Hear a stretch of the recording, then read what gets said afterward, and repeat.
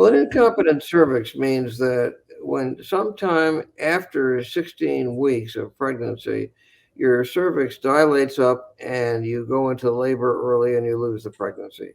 So, if a woman has a history of losing a pregnancy because of incompetent cervix, what we normally will do is make sure that they have a cerclage where that cervix is closed with a circular stitch, generally at 12 to 14 weeks of pregnancy.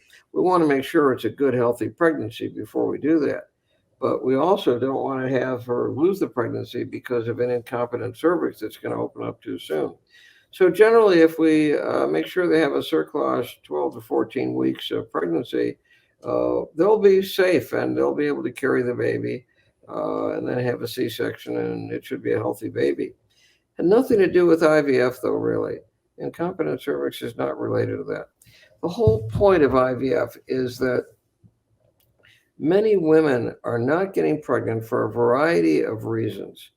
And sometimes those reasons aren't clear, other than just the aging of the oocyte. But whatever it is, IVF maximizes your chance of pregnancy because we have perfect timing.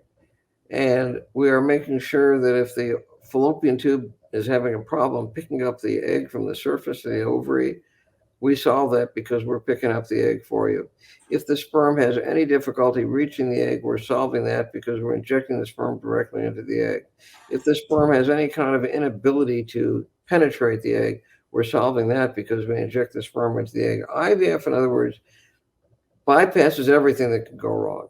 And it has nothing to do with the incompetent cervix, which could cause you to lose what otherwise would be a perfectly healthy pregnancy. So if there is an incompetent cervix, any history of that, we would insist on you having what we call a cerclage at 12 to 14 weeks of pregnancy.